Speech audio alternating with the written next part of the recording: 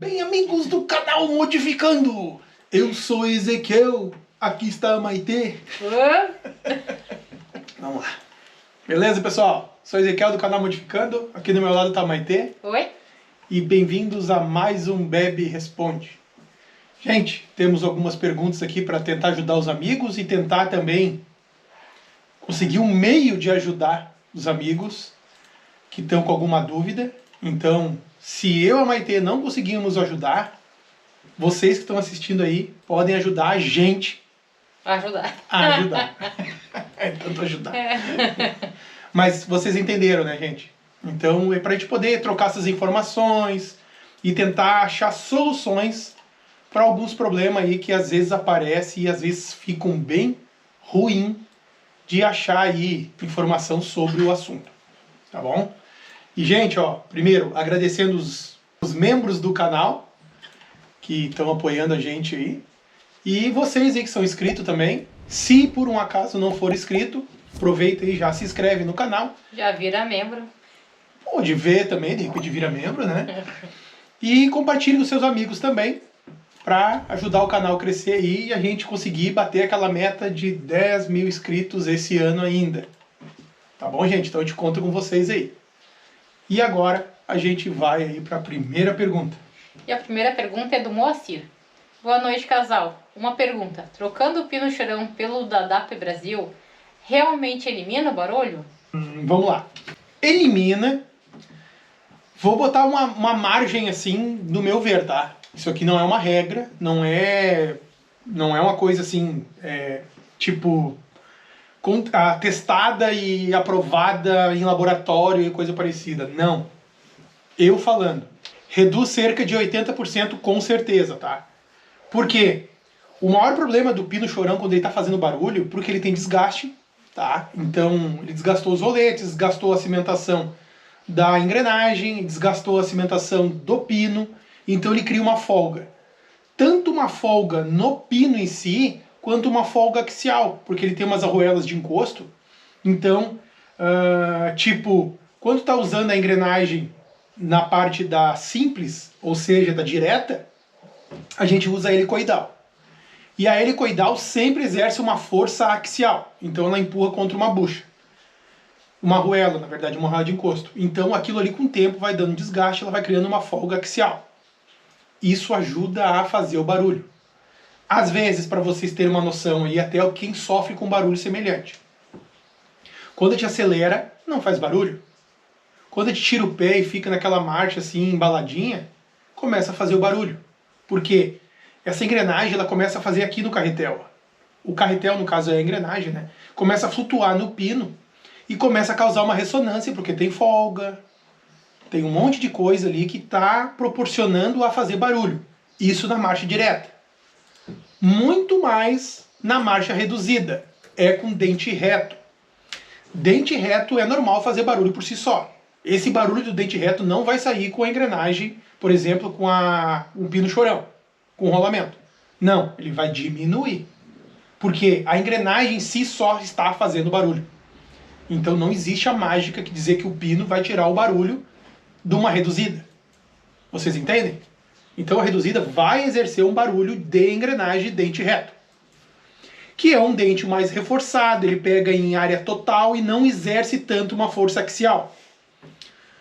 E então normalmente ele vai fazer barulho. Ele é assim mesmo. O dente reto geralmente faz barulho e eu não conheço nenhum que não faça barulho com dente reto. Tá? Então sim, qual é a vantagem maior do pino chorão? Da DAP Brasil, vamos citar aqui, que é o que a gente usa, que mandou para nós até, a gente é parceiros, né, da DAP Brasil. Então vamos no que a gente usou. O rolamento cone capa que vai ali, que são duas medidas diferentes, que de cabeça eu não vou saber informar para vocês, mas resumindo, são dois rolamentos de rolete, só que cone, que seria, vamos dizer assim, até não sei se não é a mesma medida, mas vamos dizer, semelhante ao da roda dianteira do Willys, por exemplo, que usa aí flutuante, né, eixo flutuante. Então, a gente já consegue ganhar duas coisas ao mesmo tempo. É um ajuste do eixo, vai ficar sem folga, E axial já tem o rolamento fazendo esse efeito axial. Então ele vai ter resistência axialmente, para não ficar para um lado e para o outro o eixo, a engrenagem. E vai manter também um alinhamento preciso, que ela não vai se torcer, porque não tem folga. E ainda tem a vantagem da opção de, com o tempo, fazer a manutenção e ajustar esse rolete de novo. Então, por si só, fica muito melhor usar esse kit, por exemplo, da DAP Brasil, do Pino Chorão, que de todas as formas ele acaba sendo melhor que o original. Tá bom? Qualquer coisinha, comenta de novo aí. Próxima pergunta, então? Próxima pergunta. Próxima pergunta é do Márcio. Buena, se aumentar demais a rotação, pode partir a pá da ventoinha, embora de ferro. A polia viscosa foi adicionada para retardar a aceleração delas. Ele olhou no short, né? Não, olhou no vídeo. Olhou no vídeo mesmo? Tá. Gente, quem tá perdido aí, tem aqui, leu e apareceu um videozinho no lateral. Então é o vídeo daquela polia que a gente fabricou em alumínio pro nosso Jeep. Eu não elevei a rotação, eu simplesmente deixei a rotação compatível com o conjunto aqueles de polia. Quem não viu o vídeo, gente, vai lá que o vídeo ficou top. E eu fiz esse vídeo e a gente postou no sábado. Tá? Quem não viu aí no Instagram, que eu botei no story ali que ia ter o vídeo no sábado, dá uma olhadinha lá nesse vídeo, ficou bem legal. E ali eu mostrei a matemática que a gente fez para conciliar a rotação dos motores que saíram com a polia do virabrequim maior e também a da bomba d'água maior. E eu expliquei por quê. Então vocês dão uma olhadinha lá nesse vídeo para vocês entenderem exatamente o que eu estou falando. Não sei se chegou a perceber que no finalzinho aparece funcionando o motor. A gente não usa ventoinha, tá? A gente usa uma ventoinha elétrica. Então a gente não usa pás de ferro, de plástico, que seja. A gente não usa nenhuma ventoinha acoplada direto na bomba d'água. Tá? Realmente, se a gente fosse alterar a rotação, exceder a rotação, uma hélice de pá de ferro seria muito perigoso, porque ia exceder a rotação. Não foi o nosso caso, mas sim, realmente é perigoso alterar essa rotação demais. Tá bom? A coisinha aí, a gente troca mais umas ideias. Vamos para a próxima pergunta, então? Tu quer ler isso depois? Olha só aqui, tem um hidrante bebendo água aqui. Vai, Guiz, toma uma aguinha. Coitadinho, bebeu a noite toda.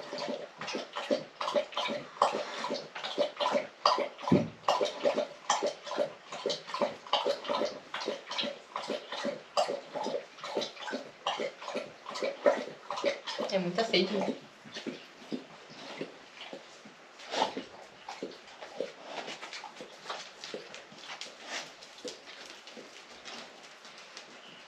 Agora ele bebeu a água dele. Ele vai para a cama para descansar. Vamos lá. Próxima pergunta. A próxima pergunta é do Cláudio. Acho interessante essas bombas elétricas. Os caminhões começaram a utilizar esse sistema porque o calor gerado e absorvido pelo bloco precisava de refrigeração mesmo que o giro baixasse. Eu já explodi um radiador em uma viagem, quando joguei o carro em ponto morto, achando que estava dando refresco à máquina. O giro baixou, a circulação de água diminuiu e a caixa quente do radiador explodiu. O motor superaqueceu, soltou toda a borra de óleo antiga e entupiu o pescador. Quase perdi a máquina. Depois de 2 dias na oficina, continuei a viagem. Olha aí, ó. Aí, gente, uma coisa interessante. Isso aqui, na verdade, ele não é uma pergunta. Ele estava contando um relato que aconteceu com ele. Como vocês perceberam. Mas a gente queria comentar sobre isso, porque, gente, já apareceu várias vezes perguntas relacionadas a isso.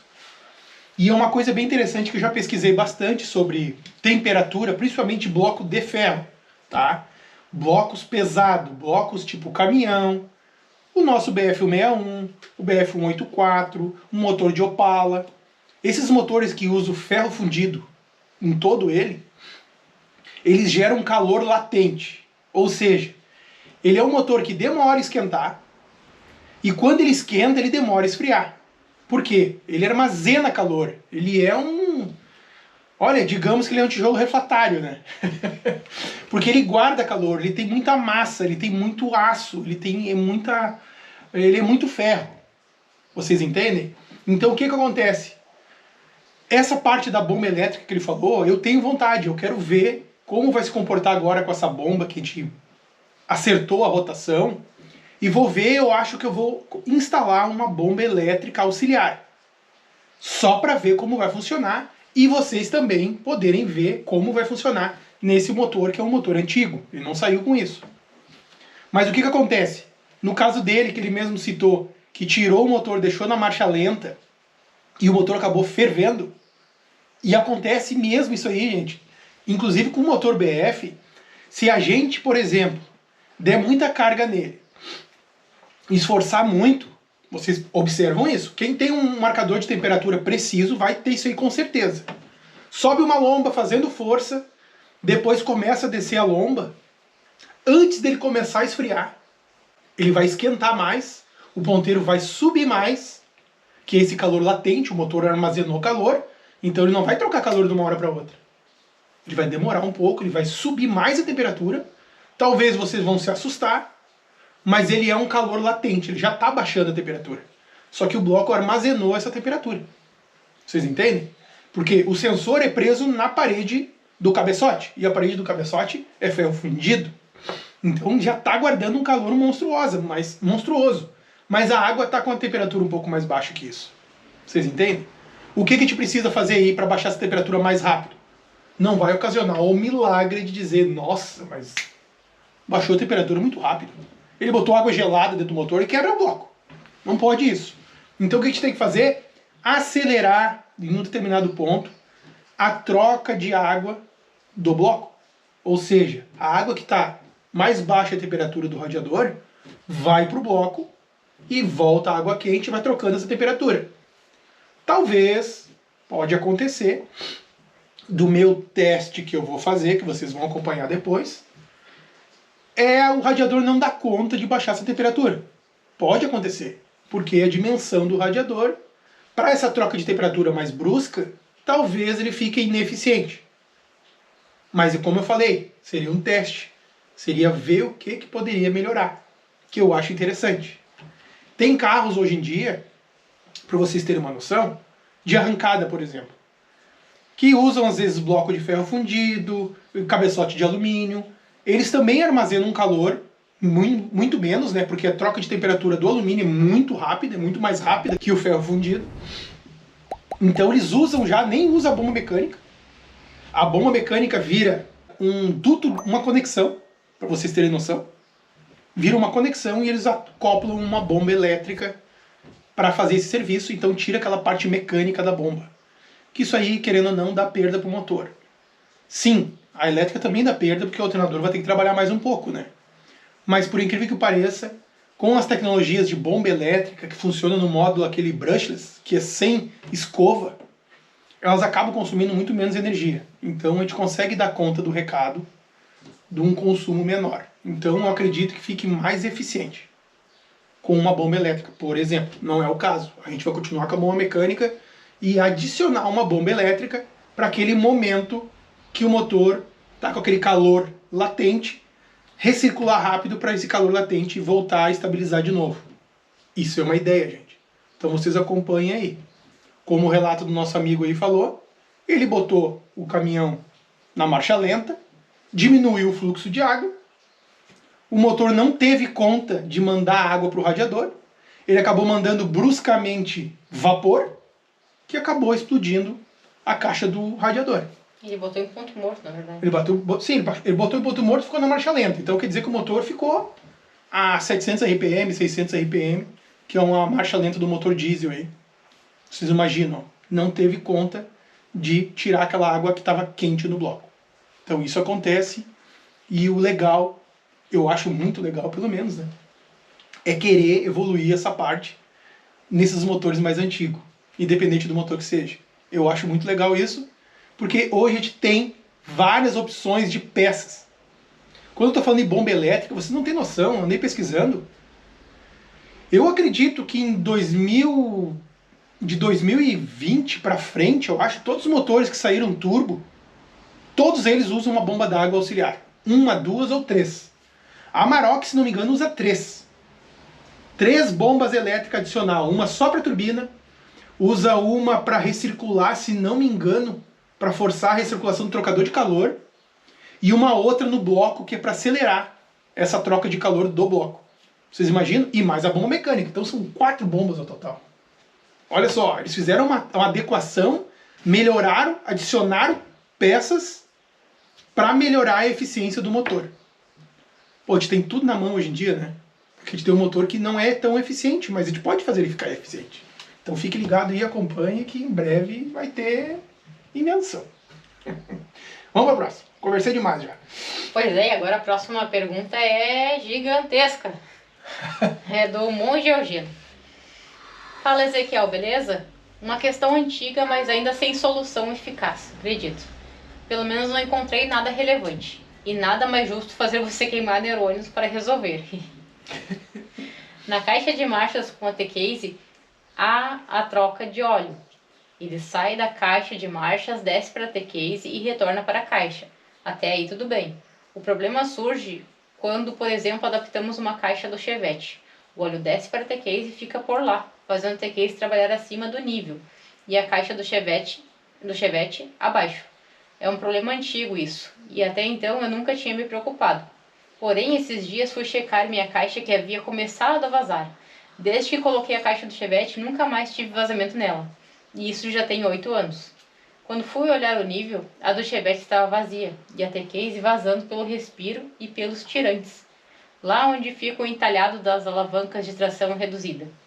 Pesquisando, encontrei soluções do tipo montar a junta invertida, porque aí ela tampa o furo e não haverá troca de óleo.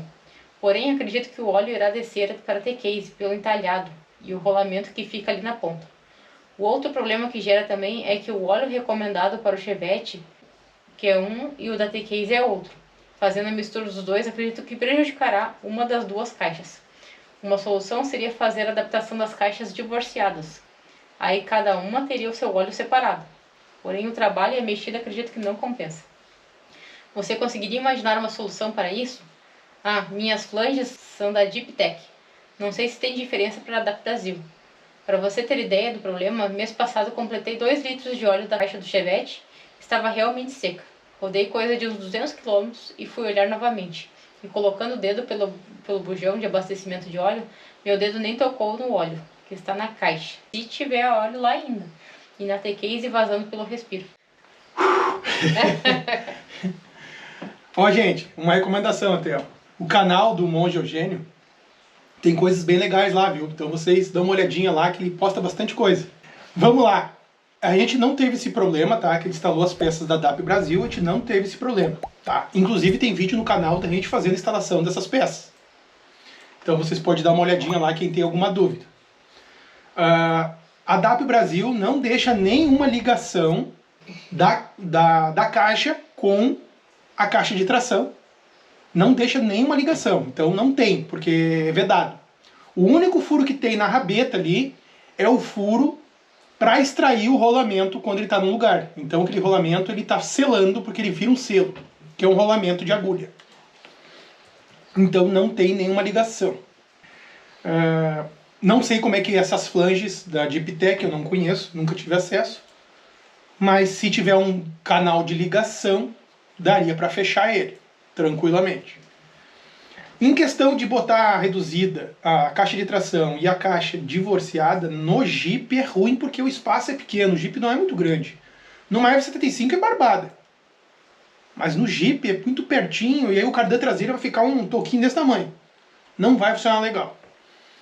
Eu iria ainda para a estratégia de selar ali a parte da caixa e da tração. O que eu estava pensando que pode estar acontecendo contigo também?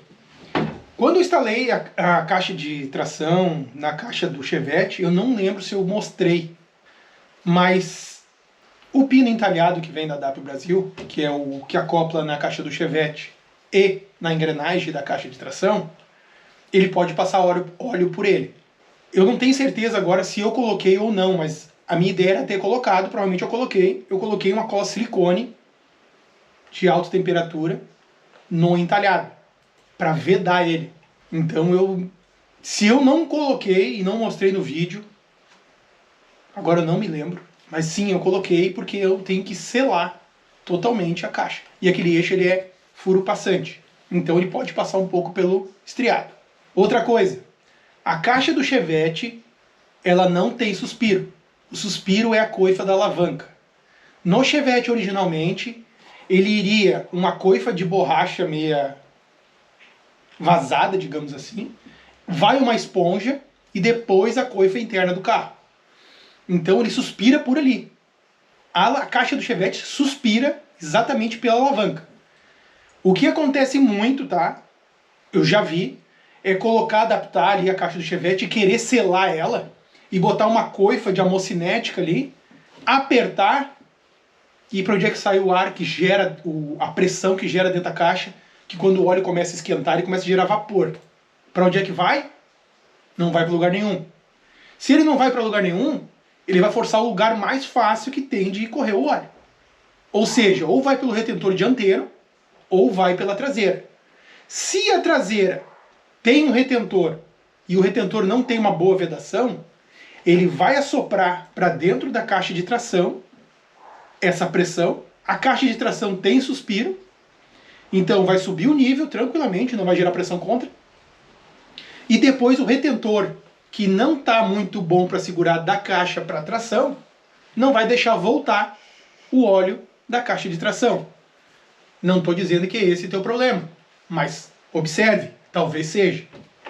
Porque quando a gente fez essa adaptação da alavanca engate rápido que a gente fez aí no canal, eu botei um suspiro na alavanca, justamente por isso. Porque a caixa do Chevette, o suspiro dela não existe. É a alavanca. Então tem esse pequeno detalhe. Dá uma observada aí para ver o que está acontecendo. Dá mais uma espiada aí. De repente tu vai ter que tirar essa caixa de tração para ver se tem um furo de ligação. Porque originalmente a caixa do chip tem esse furo de ligação.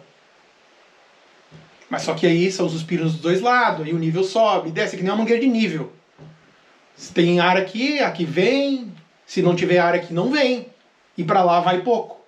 Então, no sistema do Willys original, tem suspiro nos dois lados. Então, o óleo sobe, o óleo desce, o óleo sobe. São compatíveis. Tanto o óleo quanto o sistema de funcionamento. Aí tu dá uma olhada nisso aí, qualquer coisinha comenta de novo, até pra gente saber, e quem tá assistindo saber também como tá aí teu sistema, pra ver aí que a gente consegue melhorar. E o nosso, como eu falei, não está acontecendo esse tipo de coisa, que eu observo muito o nível do óleo, porque eu tô com um vazamentinho, eu já comentei outras vezes, que pinga ali, eu sempre gosto de cuidar, então de volta e meia eu tô dando uma observada nisso. Tá bom? E até hoje, nenhuma vez aconteceu uma coisa tão monstruosa assim, que nem perder um monte de óleo que ele perdeu. Vamos para a próxima agora. Vamos para a próxima, que é do Claudinho. Bom dia, casal, tudo bem? Uma pergunta para as pessoas que querem iniciar no off-road e não têm muita experiência no assunto. O que deve ser visto em um Jeep antes de comprar? Um abraço e deixa chover que tá chovendo. Não para mais de chover. É verdade, aqui em Porto Alegre, Rio Grande do Sul, tá chovendo. Bastante. Então vamos lá. O que observar num Jeep, se a gente vai adquirir um Jeep ou uma Rural, um carro mais antigo? A gente tem que observar tudo e nada. Não, eu sou da outra opinião. Tem que observar tudo e a carteira ver se tá com suporte para poder adquirir. É verdade. Tem tudo isso. Gente, é uma coisa muito complicada dizer o que olhar, tá? É a melhor jeito de tu avaliar um carro mais antigo é avaliar o que tu vai gastar para deixar do jeito que tu quer. Por quê? O que tu vai olhar num carro que não tem quase nada? Vocês entendem? É lata, chassi, motor. Tá andando, já viu tudo, basicamente. É muito difícil pegar um veículo assim mais antigo sem precisar fazer nada. A não ser que tu pegue um restaurado. Só que o restaurado tem que fazer aquele negócio que a Maite falou ali agora. Tem que olhar a carteira. É ruim comprar um restaurado? Não. Tem condições, compra restaurado.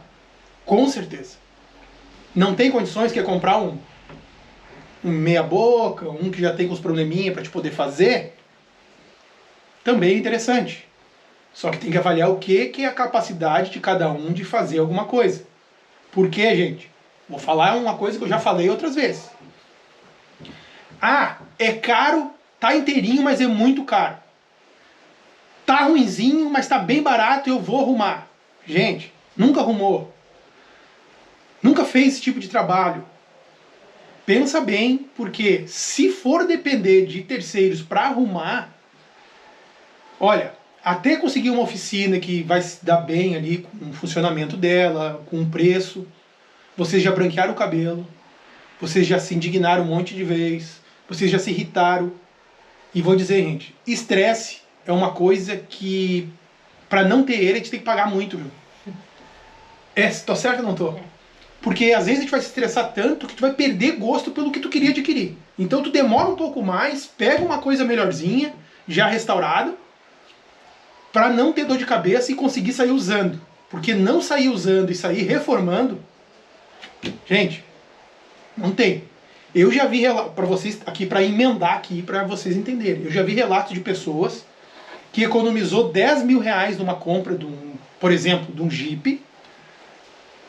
E os 10 mil reais dele que ele economizou, teoricamente ele ia gastar em cima, ele gastou uns 30 em cima. E não ficou igual aquele que era 10 mil a mais. Vocês estão entendendo? Então tem que avaliar muito bem. Mais uma dica. O que, por exemplo, a gente poderia olhar se a gente nunca comprou, nunca viu nada. Primeira coisa, gente. Se abaixa ali embaixo, vê o estado do chassi se não tem muita ferrugem. Podre. Isso é uma coisa que não tem muito o que fazer. Podre é uma coisa que a gente tem que trocar tudo praticamente. Porque podre é podre. Entendeu? Então, não tem podre. Tem algumas trincas, alguns quebrados. Avalie se tem como consertar. Se já não fizeram um monte de solda, tá cheio de caco em cima, que acontece muito, o nosso estava assim. E sai metendo eletrodo, metendo solda, metendo eletrodo, fica como um caroço desse tamanho e no final tá quebrado igual. Então avalie se foi muito enjambrado ou não.